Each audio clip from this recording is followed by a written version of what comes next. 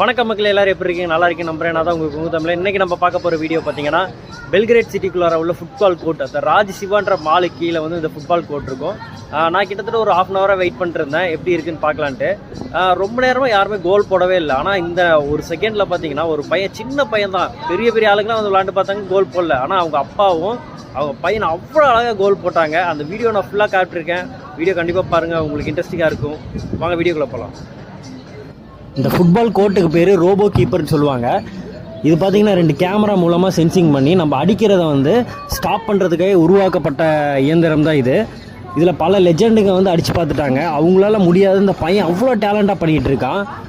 அதே சமயம் உங்கள் அப்பா வந்து ஒரு கிக் பண்ணார், அதுவும் பாருங்கள் எவ்வளோ நீட்டாக கோல் போயிருக்குது. பார்க்கவே அவ்வளோ அழகாக இருந்துச்சு. அப்பாவும் பையனும் அவ்வளோ டேலண்டாக இருக்காங்க. ஆனால் இந்த டேலண்ட்டுக்கு பேக்ரவுண்ட் பார்த்தீங்கன்னா செர்பியா தாங்க. செர்பியாவில் பார்த்தீங்கன்னா மோஸ்ட் ஆஃப் பீப்புள் பார்த்தீங்கன்னா அதிகமாக விளாட்ற ஸ்போர்ட்ஸ் பார்த்தீங்கன்னா ஃபுட்பால் தான் இவங்களுக்கு ஃபஸ்ட்டு ப்ரிஃபரன்ஸ் கொடுப்பாங்க. அதுக்கப்புறம் ஹேண்ட்பால், வாலிபால், பேஸ்கெட் பால், இந்த 4 ஸ்போர்ட்ஸ் தான் அதிகமாக இவங்க லைக் பண்ணி விளாடுவாங்க. கிரிக்கெட்னா இவங்களுக்கு என்னென்னு தெரியாதுன்றதோட அதிகமாக இவங்க விளாட மாட்டாங்க. மெயினான ஸ்போர்ட்ஸ் பார்த்தீங்கன்னா ஃபுட்பால் மட்டும்தாங்க. இந்த கோர்ட்டில் பாருங்கள், அந்த பையன் அடிக்கிற கிக்கு பாருங்கள், வேறு லெவலில் இருக்குதுங்க. இதில் பார்த்தீங்கன்னா 7 பெனால்ட்டி ஷாட் இருக்குது. 7 பெனால்ட்டி ஷாட்டுக்கு 700 RSD வாங்குறாங்க.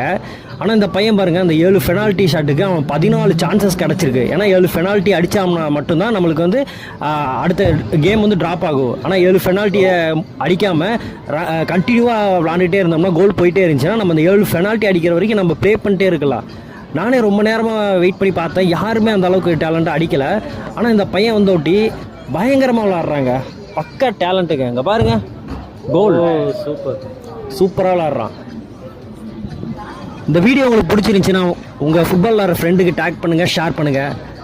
இதே போல் ஒரு செர்பியாவை பற்றி உங்களுக்கு அப்டேட் வேணும்னா என்னோடய சேனலுக்கு லைக் பண்ணி ஷேர் பண்ணுங்கள், சப்ஸ்கிரைப் பண்ணுங்கள்.